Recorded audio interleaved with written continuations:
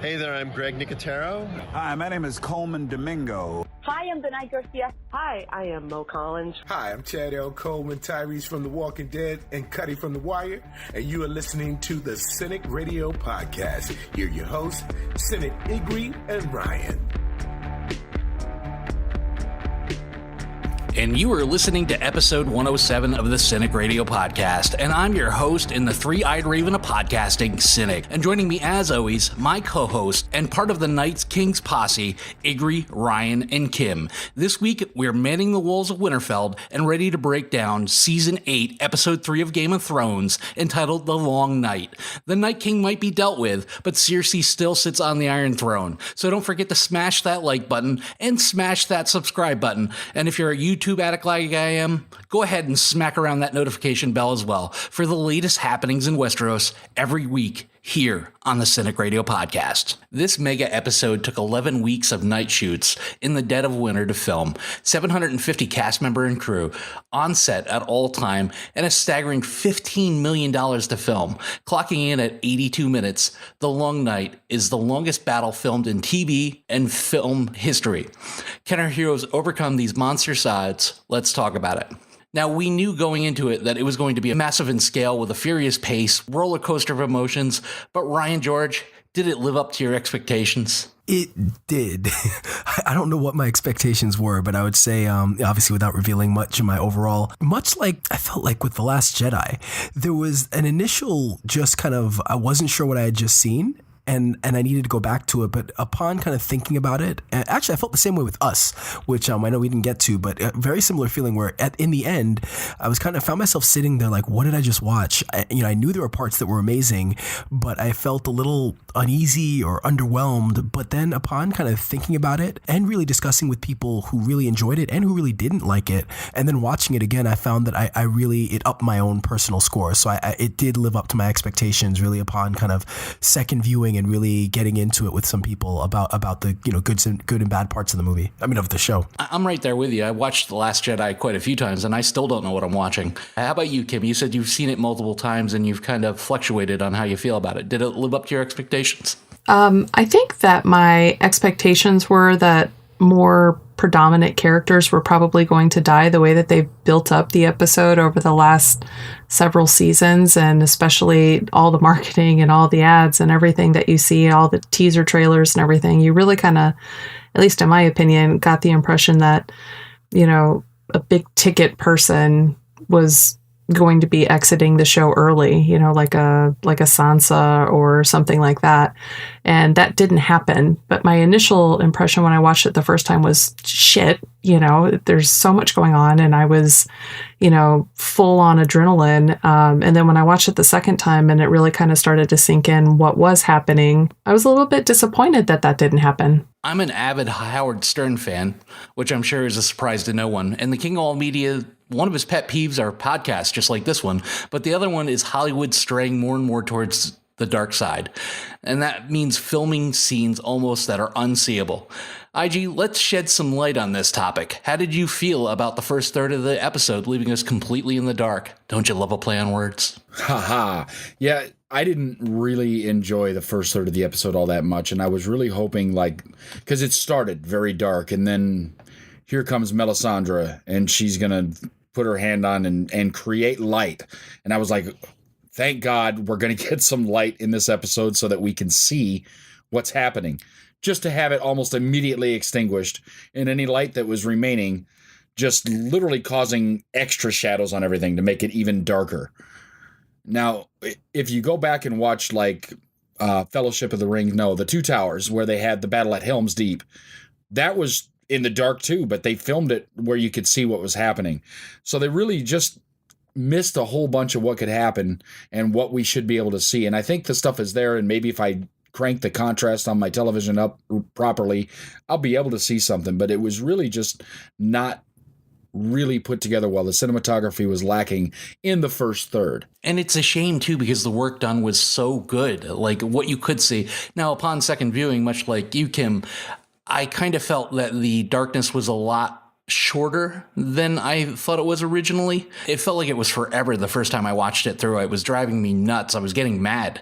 And then the second, it was like, all right, it's not as bad, but they still shouldn't have done it. There's no reason to do it like that. And Howard Stern rails against this like all the time, how TV and movies are just going to this more and more. The Walking Dead's done it a bunch, and a lot of other popular shows like Supernatural, where you just can't see what's going on. And that doesn't heighten the enjoyment of the viewer. It just leaves people a little confused to what actually happened. I'm wondering, and I want to hear an interview with the director on why he made that choice, knowing that there have been jokes about it for a while now. The darkness is coming, and so it's been an issue with how dark Game of Thrones has been, and just in general how dark movies are.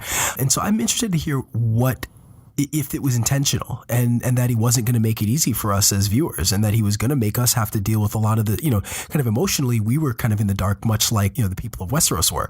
And so, I'm wondering if, as part of, if it was a conscious, real decision to make us kind of feel that anxiety. Yeah, it sucks to kind of make your viewers kind of be, stressed out. I actually think it added to the atmosphere. And, I feel like the things that needed to be lit were lit when it wasn't, when we needed to be kind of anxious and we needed the tension, it worked. And, the second time I also did increase the brightness a little bit. It didn't help all that much.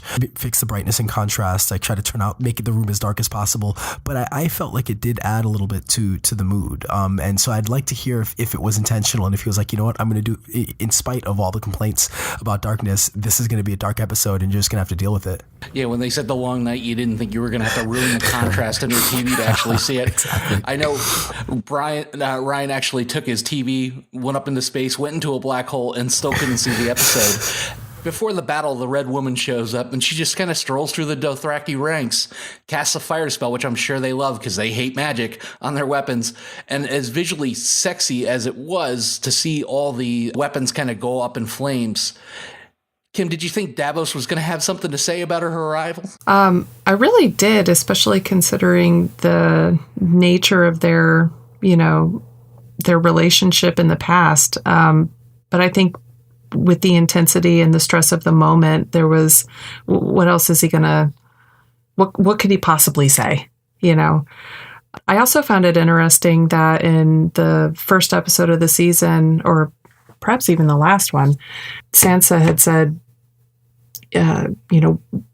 she was talking about food, what do we even feed a dragon? And we were prepared to, feed our armies and whatnot. We weren't prepared to feed all of these people. And I found it really interesting that they sent a Dothraki in first as if they're expendable. And, that was like almost like a conservative move on her end, knowing that, those particular types of warriors may, eat them out of house and home later.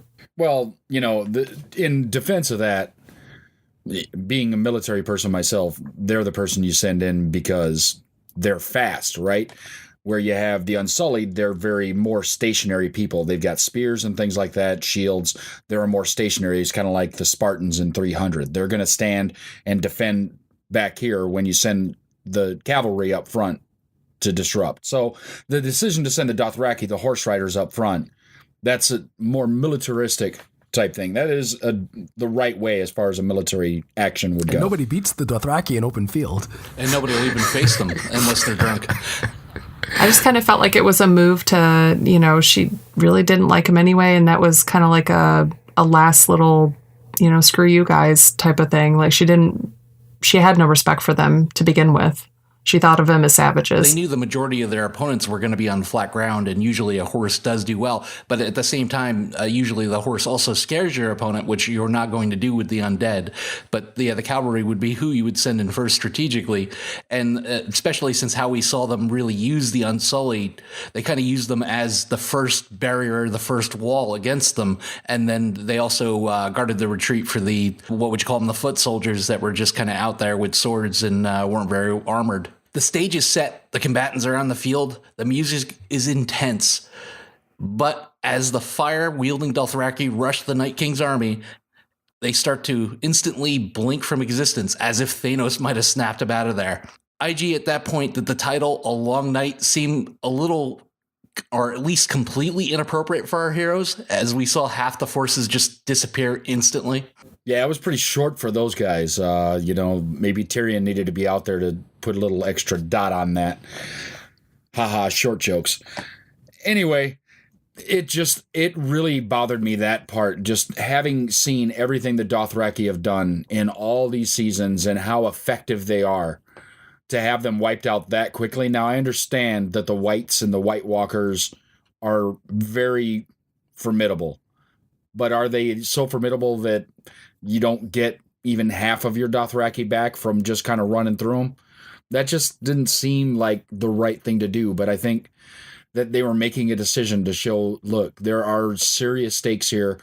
They can kill them very easily, and we're going to really have a fight on our hands. Well, what scared the bejesus out of me was there was thousands and thousands of the Dothraki, and none of them came back. We got a few random horses, we got Jorah, but the thing that bothered me the most, Ryan, we've been screaming for a little bit of Ghost in our lives. The CGI budget was there since they spent $15 million on the episode, so we got to see him at least run alongside the horses. But in that ill-fated charge, we never saw him again. Do you think he survived? I think he survived. They're not known to really kill characters off screen, especially one like Ghost, where I don't know that the showrunners really care for Ghost as a character, but or any direwolves for that matter. But I don't think they would kill Ghost off screen. I feel like there's he'll show up. Hopefully he'll go out in a blaze of glory if he does. But I think Ghost is alive somewhere out there. As the army of the dead charges in, it's just a sea of former humanity. And Jon and Dany abandon their plan of staying back and rain fire on them, but it just doesn't seem to be making a dent. The last stand in the open field lasted almost as short as the Dothraki charge. At that moment, Kim, of the retreat when they're falling back to the castle, were you as concerned as I was that this isn't going to go very well? It's like 2 up and 2 down in a matter of 10 minutes of this fight. Yeah, I was really worried. Pardon the expression, I kind of felt like the sending everybody in so quickly and all the cannons and everything going off, or the slingshots, whatever the hell they're called. Trebuchets. Thank you. I kind of felt like they were shooting their load a little too quick, like they were sending everything all at once and they couldn't even see what the hell was coming at them. And that was really worrisome for me. Like I'm sitting there going, don't do that. That's a terrible move. I was seriously concerned for them. I knew this couldn't be it. IG, were you surprised at the sheer size of the Night King's army? I mean, we knew it was big, but it just looked like a sea rolling in. It looked like high tide coming in at our heroes all at once. It was a tsunami of White Walkers, Whites, and everything else. It was overwhelming how many they had. And I know that as they move along, anything they kill, they just raise them up and add them to their fleet. And here we come. And it was a sight to be seen. As little as we could see, there was a lot of them, like a whole lot of them. I just did not see a real way out of it, except for their plan, which was to try and lure the Night King in. That's the only way that they had a shot, and it just didn't look like that might happen either, because like all of a sudden he has the power to act like Storm from the X-Men and bring in a blizzard. That bothered me as well, but mostly because we were wrong last week. They did have somewhat of a plan, and it centered around the trench, which was their last line of defense before they got to the walls. As awesome and seemingly effective, Ryan, as that trench was, do you think maybe they should have had a secondary way of lighting it? You think so, but how do you light it? Maybe they should have had multiple trenches. That might have been more effective. But yeah, it's one of those things that we didn't know that the Night King had this other superpower, but it was effective and it was really cool. And then, and it made for a great scene with Melisandre bringing the fire. So, which they clearly, obviously didn't plan on. But I think, in this situation, I mean, you can argue that a lot of this plan was bad, but with the amount of time they had to prep for it and an enemy that only a handful of them had actually fought, and the fact that you do have dragons, I don't think it was the worst idea in the world, but who would have anticipated that Night King had all these, other powers? I thought a lot about Forrest Gump when they were flying through and just buzzing through and hit it with dragonfire, and I'm like, sometimes there's just not enough dragonfire, because it just didn't seem like it was doing anything. Like they were cutting a strip through, but it was just so many people. I love how they kind of did that. I love the look of the army because one undead soldier didn't look like the next because the Night King was getting them from all over. So they really kind of variated what they all look like. Like you didn't see too many repeat soldiers as if they got them all from one camp. Some of them were a lot more kind of dilapidated than others. So it worked really well. Like visually, the Night King's army was just terrifying. And so I thought that was great. We didn't get the giant until much later, but I knew they had a couple of those too. IG, the Night King has arrived and apparently gives the order to lay down on the job as the undead make a bridge to smother the fire and cross the trench, and thousands of them pile over the walls. We asked for it last week, and we finally got to see it. We got to see Arya just in her pure savagery in her unarmed combat. She just flowed. She was a river dancer. 1 on 12, she was a complete force. The faceless assassin was impressive, but then took a few really stiff shots and was injured and overwhelmed and forced to retreat. Did it make you happy to see that she was finally unleashed onto some opponents? And then how did you feel when she got injured and kind of reverted back to, Arya of Winterfell? I was really impressed to watch her be as effective with her, her brand new weapon, her new spear, and spinning it around and taking things down. And even when she retreated, I don't think she reverted all the way back to, poor Arya of Winterfell. I think that it was all strategic and all trying to set up a new way to be effective. Because she saw that she was going to be overrun there. There's no more effectiveness in trying to stand and hold this spot. It's not really all that important to hold a spot that is being overrun all around you, so she moved to another place. And she's just shown the ability to really, more than anyone, be someone who just adapts everywhere she's been going and making it work. And especially when it comes to having to kill a motherfucker.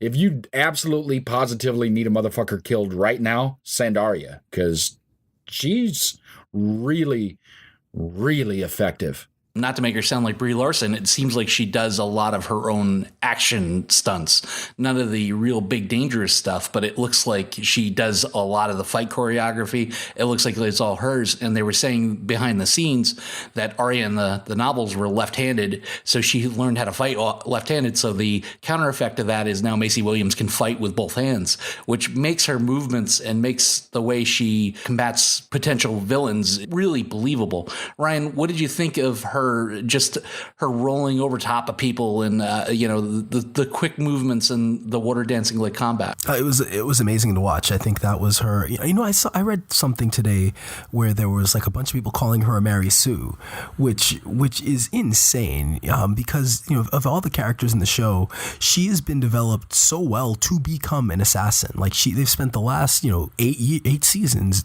developing her. She's trained with Serial Pharrell. She trained as a faceless man. She was kind of training with the Hound. Like she has been built up to this point to be what she is. And I think it's an insult to the character and Maisie Williams is her performance over that time to kind of just call it out as being that, I think if she's again, one of the most well-developed characters, and it was amazing to watch her in her element, but also, the performance was great because she exuded that confidence and the movements were great. And then when she was hit on the head, you can sense that fear and you can sense her kind of reverting a little bit. And it was an amazing scene to watch the Hound, come back for her, to watch, before that, to watch, Davos, his reaction to her, like, oh my God, like what the hell is this thing I'm watching?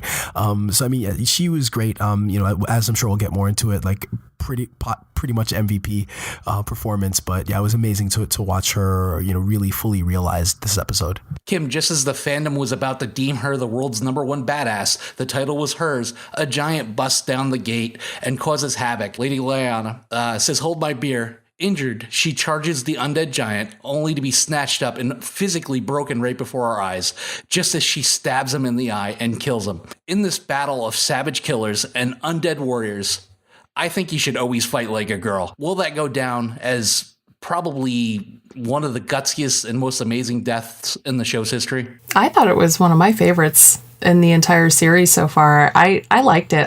I wasn't too fond of the poor CGI, like her facial expression after, he's stabbed and he goes to drop her. It was very very flat looking. It's probably not something a lot of people would probably pick up on. But what I did realize is that particular scene, if you think back to the Battle of the Bastards and the giant comes and runs, through the opening of the gates, he did it in the exact same way he did in that particular episode. So it was kind of like a throwback to that. And it was like the very first thing that popped in my head. But yeah, Lyanna's a badass. That was one of the few moments of the show that I really marked out. She's one of my favorite characters. And to see her go out with that much ferocity and that much vigor, when people like Sam are laying in a heap crying and she didn't think for a second before she charged that giant. IG, what did you think of her death, and where do you think it ranks amongst Game of Thrones deaths? Top 5 for sure. It's a top 5 death, if not even number 1. But it's really, really far up there. And to go out with no fear in your heart, and watching her talk all this time, it'd have been really easy to have her roll back and run in fear and everything. But really showed that, like, House Mormont, Lyanna Mormont is an amazing person, and she believes and lives by everything she says. When she was talking to Jorah and says, I'm not going to go knitting in the crypts with the other women, I'm going to be out here fighting, she means it, because she was in it to win it. And even if she's going to die in that moment, she's ready to go. And that's fine, because she's going to die defending the North, which she swore by her house and her name that she would do. And it was amazing. So amazing. And some of the other deaths that I would put up there, like some of the deaths at the Red Wedding, are very impressive. But they all kind of got surprised. They didn't expect a lot of this stuff to come. She knew what she was going up against and did it anyway. And she's, 12? And doing it anyway? There's very little more impressive than that. I just want to say, unlike Thor, she went for the head. Good for her. She couldn't go for anything else. The opportunity really wasn't there. If you're going to bring somebody at eye level, expect them to stab you. Hats off to Bella Ramsey, who plays Lyanna Mormont. And she said in her post interview, she's like, well, if I wasn't going to get the throne, I wanted to go out in a big way. And she was only supposed to be on the show for maybe an episode or a scene. And much like Tormund, she made herself, through her acting, an essential character of the story going forward. And I'm glad she did, because she added so much. We say it often, IG and Ryan do, about chewing up scenery. And she does that for a young kid every single time she's on. She just commands respect every single time she's on the screen. And I hope that that young lady goes on and has a great acting career, because if this is the basis of her work, she definitely deserves it. The resting bitch face in her is strong. Oh, yeah. Oh, totally. Ryan, Arya learns a new reason to be quiet in the library as she's playing a deadly game of hide and seek, surrounded by whites. She puts on her assassin skills on full display, dodging and ducking around her blue-eyed pursuers. What did you think of the scene? I mean, did it build up suspense? Were you on the edge of your seat, or do you think it killed the flow of the battle happening all around them? I liked the scene. I think, again, you got to see her more human. Look, it's an 80-minute episode that's one battle, and so we know that it's going to ebb and flow, and it's not going to be, full intense people, slicing each other up the entire time. So I liked it. I thought it was a good break in the action, and a change of pace, a change of scenery, to watch the little thing like the blood dripping and them noticing it, her tossing the book and them running towards it, the Hound and Beric right there trying to find her. I think that scene really worked. And again, we had this really interesting arc for Arya. I mean, it's been going on for a long time, but even within this episode, here's this confident super assassin who's broken. And then, at this point, this is at her lowest point where she's afraid. It's the first time we've seen her afraid in a really long time. The way that builds, she breaks down, and then she has to find a way to build back up. And then to see Beric and and Melisandre kind of see through their reason for living, basically, through her, it was really interesting. And kind of to see this kind of almost rebirth within an episode was really interesting. And so I think that scene was necessary and works really well. The 20th time seemed to be a charm for Beric Dondarrion, because he finally succumbs to his wounds, and the Red Lady seems to have refocused Arya with a task. What do we say to the God of Death? Not today. Did either of you guys think Cyril Farrell was going to pop up when she said that? I was waiting. I was so hoping. I was waiting for Melisandre to pull the mask off, and I was like, that can't happen, right? But there was a part of me that was like expecting it in that moment. I would have loved it. I've been calling for Cyril Farrell for seasons now, ever since they wrote him off. I don't know why they don't use him. Maybe they can't get the actor, but he was simply amazing in that role. And he's the basis of what everything Arya is built upon. I would love to see him. I would have loved to see him in that episode, especially since, it turns out that was basically her episode. We find out that dragon on dragon crime is the newest epidemic in Westeros, and fire will in fact not kill the Night King. Between his smirk at Dany while declining her invitation to his own barbecue, then him casually raising his hands, bringing more people back from the dead than voter fraud. Kim, did you just want to smack the shit out of the smug blue prick at that point? Oh my God. That's good. I like that. Thank you. I get one episode. Yeah. Smug blue prick. Yeah, I kind of got the impression there with that little smirk. It was telling a lot that didn't need to be said. I kind of get the impression that he's looking at her like, oh, you think you're hot shit because you can ride a dragon. Look what I can do, I hate him, but I think the reason I like the character is because it was made so believable that I was able to hate them. You know what I mean? That's just great acting. Yeah, in the beginning when they first introduced him, I don't know, he looked a little fake to me. And then the look of him kind of grew on me. He looked like a blue Darth Maul. I've seen comparisons to it. But when she hit him with that fire, and I knew it wasn't going to work because he just stood there and took it. There was no getting out of the way. Like, he didn't roll. He just kind of stood there and looked up at her like, really?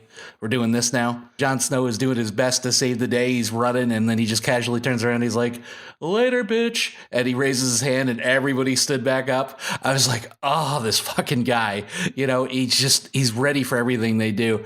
IG, did you think Jon Snow was proper fucked when he brought everybody back from the dead? Proper fucked. Absolutely.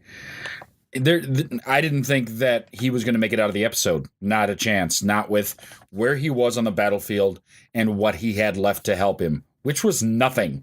There was no one left. There was no one out in that area to do anything for him.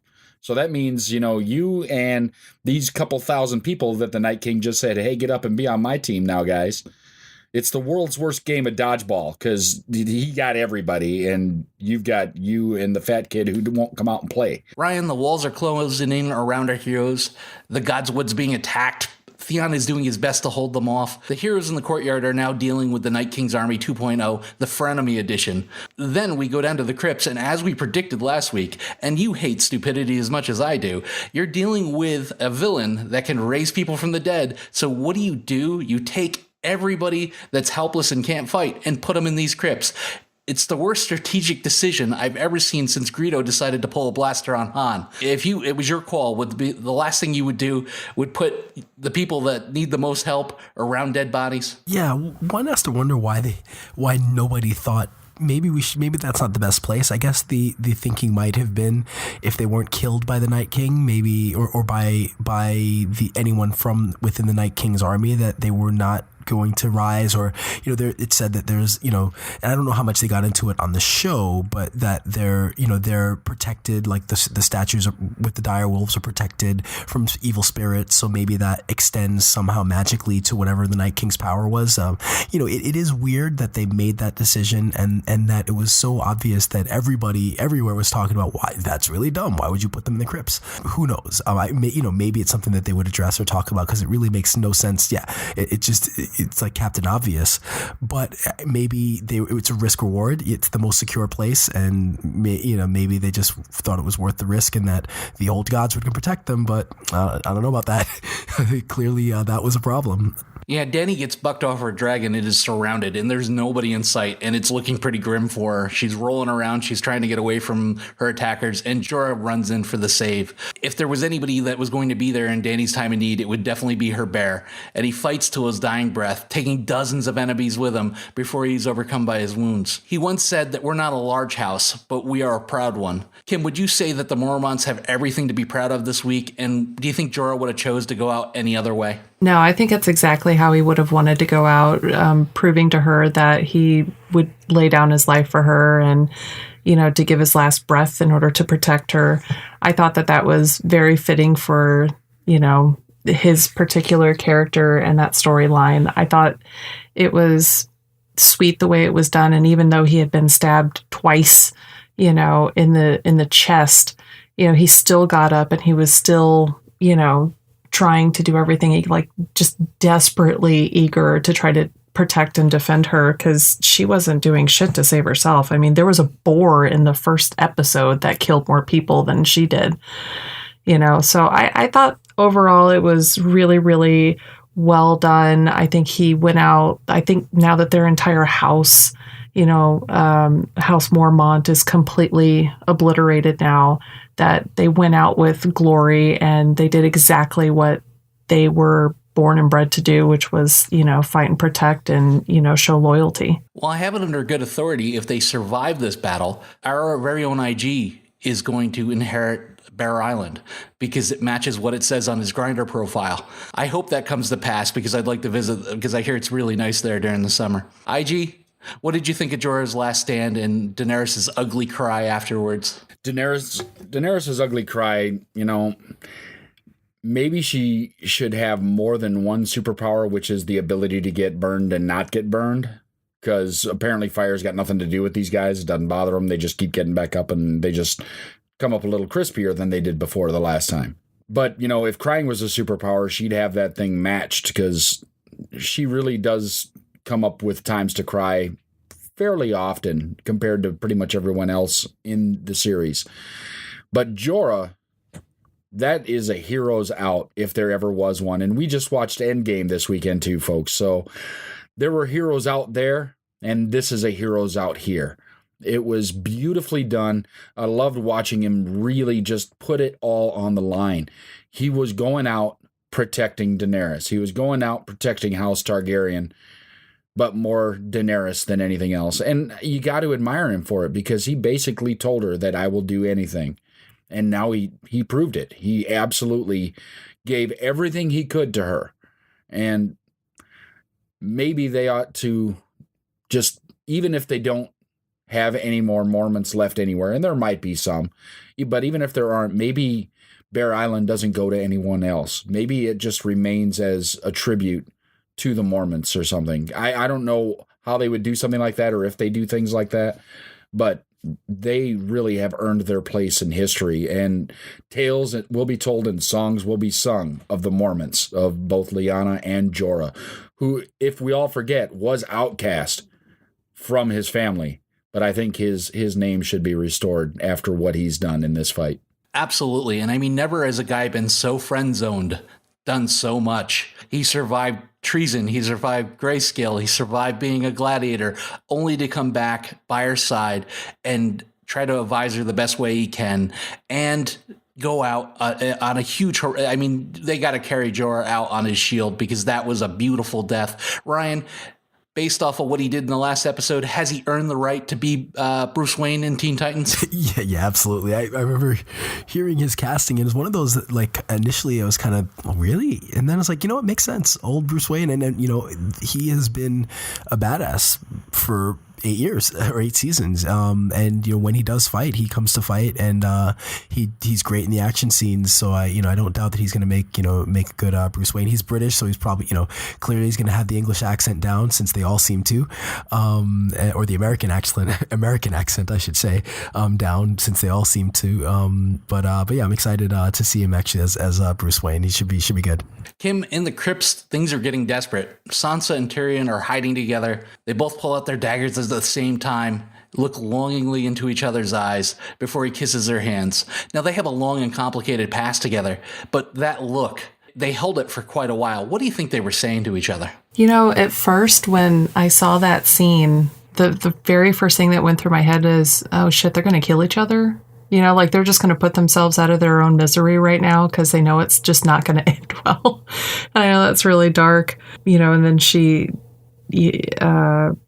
maybe he says something to the effect of, maybe we should have stayed married. And she said, you were the best of them. Oh, that's terrifying. I'm really hoping there's no double crossing that ends up happening in these last 3 episodes. Like, some people have been talking about online. I'm really hoping that it kind of re-solidified that he still has some sort of loyalty to her and that he does care about what's going on with them and their house, even though he made that bad call on Cersei. I really hope that, she kind of understands that his heart might be in the right place. I'm really fucking hoping for it. I like Tyrion. How about you, IG? What do you think was happening there between the two of them? I've seen you give that look to a Cinnabon before, so you have to know that the affection, or at least appreciation they have for each other in that moment. What do you think was going on? You know, you talk like you've never had a Cinnabon before. Those things are miraculous. No one should be allowed to have one without signing away their soul. They're that good. As that goes, they really have cared for one another. And I think with everything that Sansa has gone through, she realizes how good to her Tyrion has always been. He's never basically said a cruel word to her. He's never treated her badly. He never put her down. And he was just kind and gentle and caring for her in a place where he was expected to be everything else. So I think that maybe they've come full circle, and should they get through all this, maybe Sansa and Tyrion retire off somewhere together. There aren't many other prospects because they really have to kind of marry even in class and whatnot in this world. She can't just go pick a guy off the Lannister Tinder app or whatever. She's got to pick somebody that can be close. And why not Tyrion? He's really shown that he can be a decent person, because really among everyone, the only one that has been, for the most part, consistently decent, with the exception of a little bit of whoring around, has been Tyrion, at least of people that Sansa has interacted with. Well, Tyrion was a different guy when they were married, too. He was still drunk. He was still a lech. He was still sleeping with his whore on the side. He was a different guy. And it just seemed to me like they were saying goodbye almost. Like, I'm sorry, I am too. I wish things would have worked out. I hope we make it through this, and maybe even a slight thank you for the way Tyrion did treat her, because she was in a tight spot back then. Not that he was treated much better, but at least Joffrey wasn't beating Tyrion and ripping his clothes off in front of everybody. If there is a hell, Ryan, I'm pretty sure it's what Jon Snow had to run through in that courtyard to try to reach Bran. Everything is on fire. The place is collapsing from the weight of the battle around it. As he scans the courtyard, he sees everybody virtually that he cares about all over the place, on the verge of death, being taken from the dead, including Sam. Would you be able to push past all that if you were Jon Snow, your loved ones, your friends, for the greater good? And did you think he would make it in time? Probably not. I don't think I would be able to. Which is one of the great aspects of this story is some parts of this episode really did subvert expectations. Things were in such disarray and it looked so down, and you just knew, oh well, Jon's gonna make it. Like, he's gonna make it to the Night King. This is just he's the chosen one. He's Azor Ahai. He's gonna make it. He's gonna beat the Night King. And they did an amazing job of really eventually just building it into you that no, he's not going to make it, because between the dragon sentry, which was amazing, and Jon not being able to get through. I mean, I just thought at some point I was like, all right, he's not doing it, and it's over. Like, this is it. The Night King's there. Like what? That's the end. I thought he had to make it all the way up until he was fighting the dragon and realizing that, like, no, this dragon's not letting him go anywhere. And what's he going to do? Hit the dragon with this sword? Maybe, but at some point I realized, no, Jon's not making it. I don't know what's going to happen. And my brain was kind of rattled because this is how things are supposed to work. Like, Jon is supposed to make it. Visually, that's going to go down as one of the best scenes in the show, too. Just everything on fire, the dead flying all over the place, just piles of dead around, Brienne and Jaime. And I guess they included Sam in the battle because they wanted a everyman's response, what it would be like if Joe Schmo was in the middle of the battle and having to deal with all that carnage, and him laying there crying and, him about to be overtaken. It just gave Jon more of an emotional struggle. But the visual aspect of that scene, not even just the tension of, well, will Jon make it or will he won't, the dead flying all over the place because there's so many of them crashing through stuff. And that undead dragon was just simply amazing. It had damage from the fights with the other dragons, so there's blue dragon flame coming out of all sides of his face, and it looked towards the end of that sequence that Jon was about to sacrifice himself because he had no other route to go. Like, I'm going to just run at this thing and hope I can get through. It was just really, really well done. IG, what did you think of the scene? Yeah, I'm right along with you fellers. And I really thought that, he's going to sacrifice or attempt to sacrifice, because that's where I thought the next thing was going to happen, in which maybe it'll happen in a future episode or something. Maybe somehow Jon's going to be put on fire and he's not going to burn either. I mean, because he is a Targaryen. So I'm waiting for that kind of other shoe to drop. So I think that might have been more fun to watch, like actually get hit with that dragon fire and walk out of it. And they didn't do it. And I think that's what people were expecting. And again, just like they've done so many times in the series and even in this episode, subvert expectations. We all thought, at least I did, and if I did, I know I'm not alone, that he's going to get hit with the fire and he's going to come out of it because he's a Targaryen. It's going to prove to everyone that he's a Targaryen, and they didn't do it. But it was an amazing scene to watch, and mostly because I could just feel my heart dropping in my chest, knowing that he's not going to make it, and then what's going to happen. Because, as Ryan said, I thought Azor Ahai, he's the chosen one. He's the one to basically bring balance to the Force, and he's not getting there. And every time he tries to get closer, is one step forward, 2 steps back, and he's not getting there. The somber piano music plays. The Night King has finally reached Bran. Theon, you're a good man. Thank you. And with everything Theon has left, he rushes the Night King only to be killed within moments. Kim, in his final moments as a fan of the show, did Theon Greyjoy gain the redemption that he's been seeking ever since he rescued his sister? Absolutely.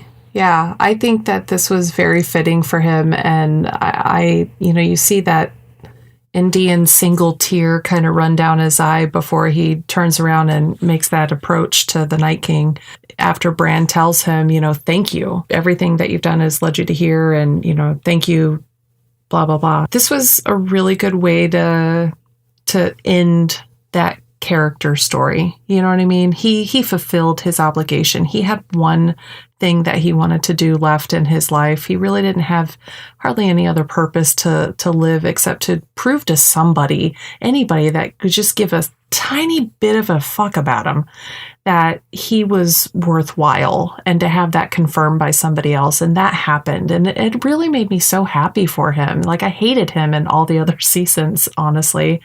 But I thought it was great. And I went back before season 8 started, and in episode 2 or 3, he's there with Catelyn and Sir Roderick, and they're at the tree. And Robb is saying, there's going to be a war. And Theon says, if there's a war, I'm going to be here.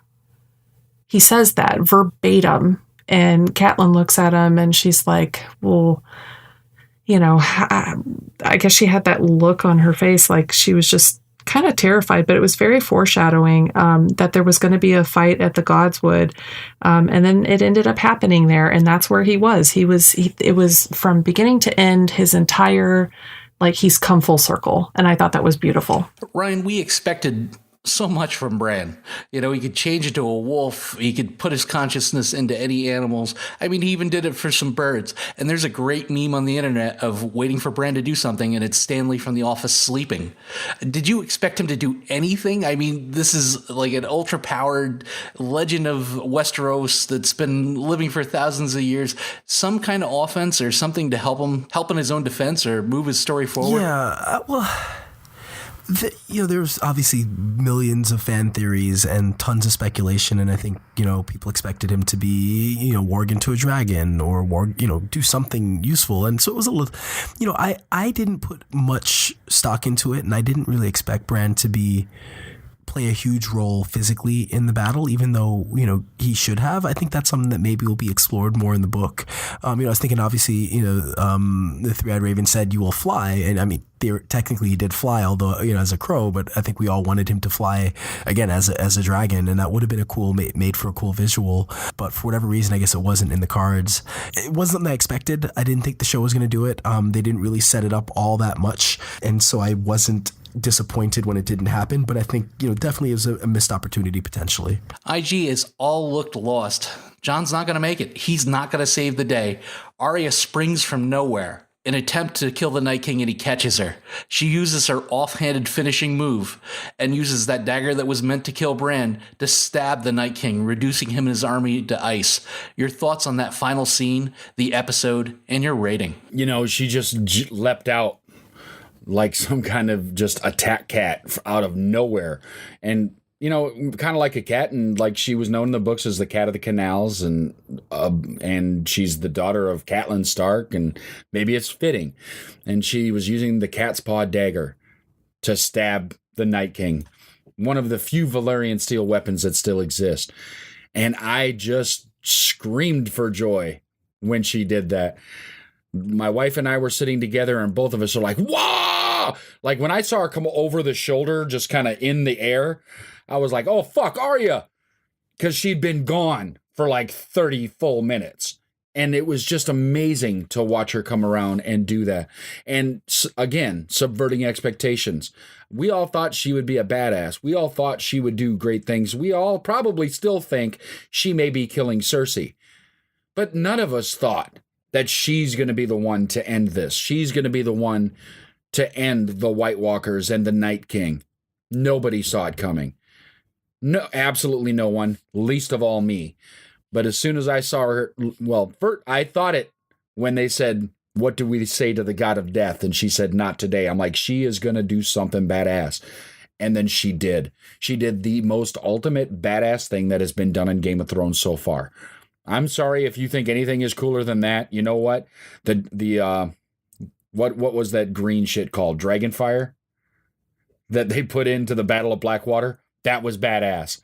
That wasn't this badass. This is a single act by a single person against a single entity badass. Should you know the kind of fearlessness you have to have in your heart to pull that off? That 10 seconds alone.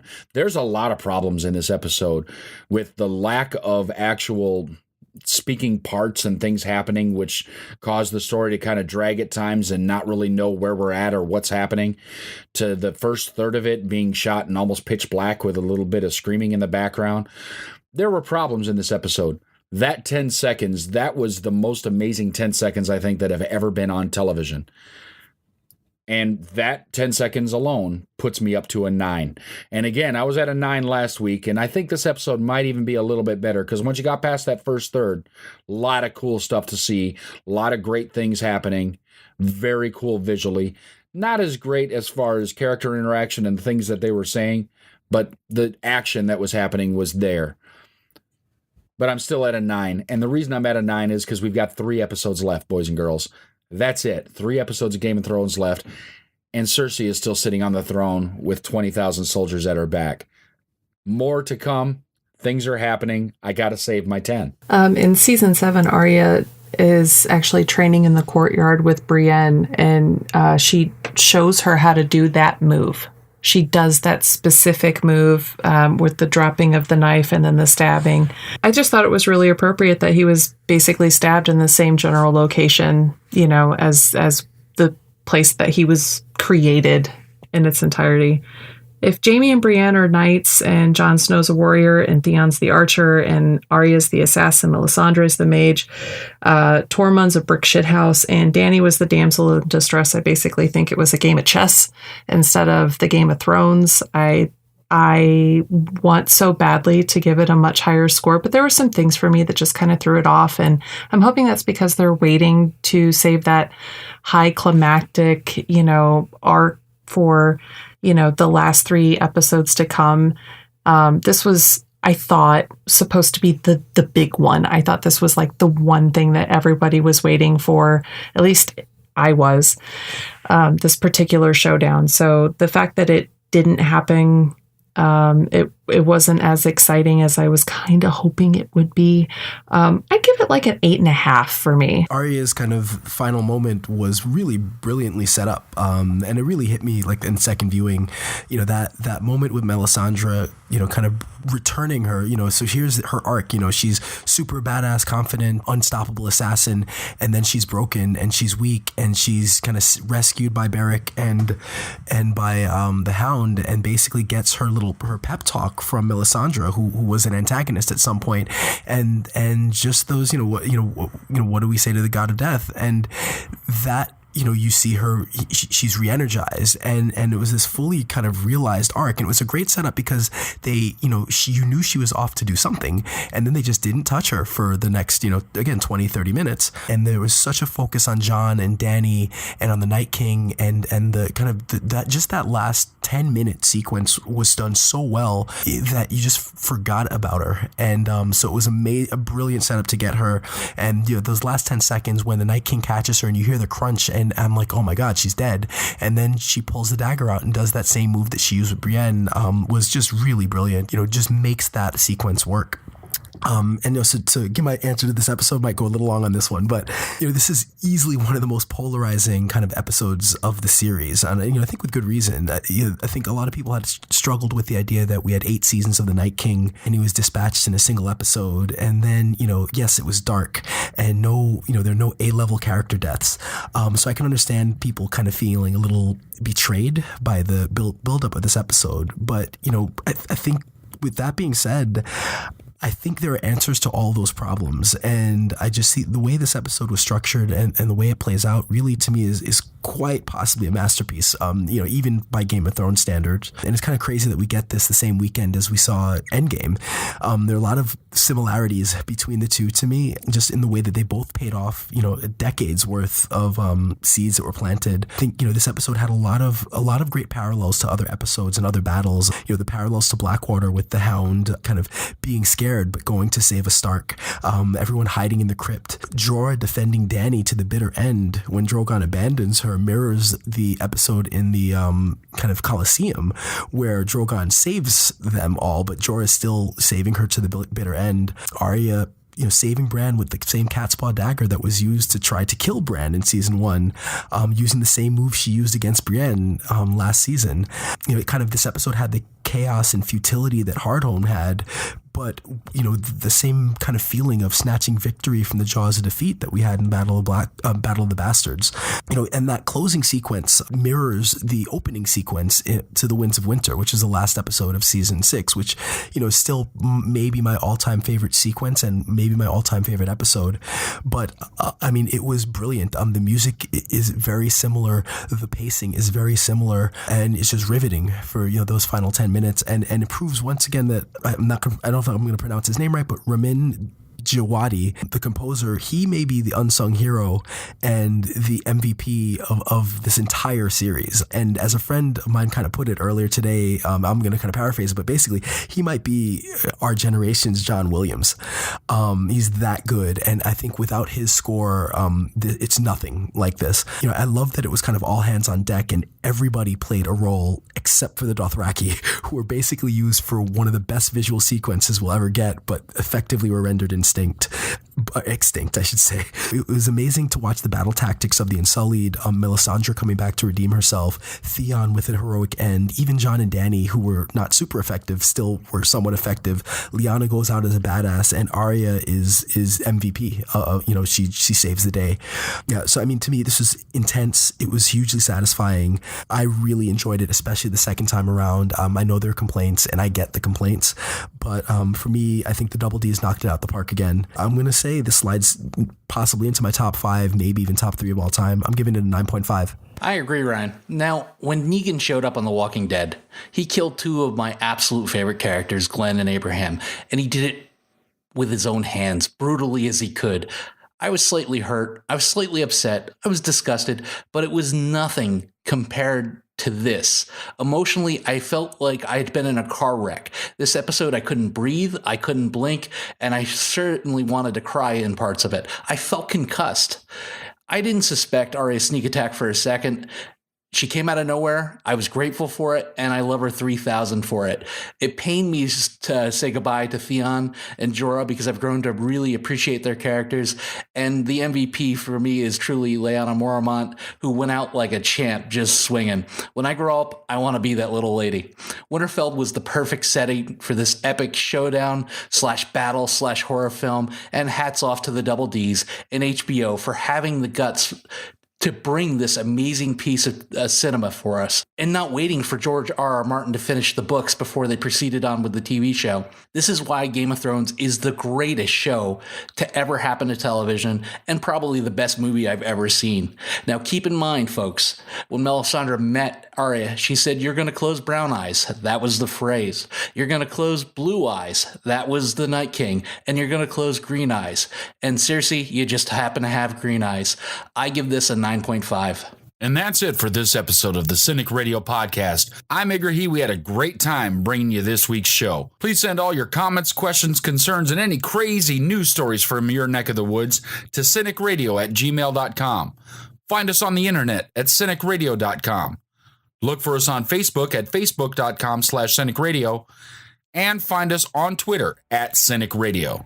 Continue to like, listen, subscribe, and share this with all your friends and family. And until next time, don't get captured. Follow the podcast on Twitter, Facebook, and at CINIKRADIO.com. Available for download on iTunes.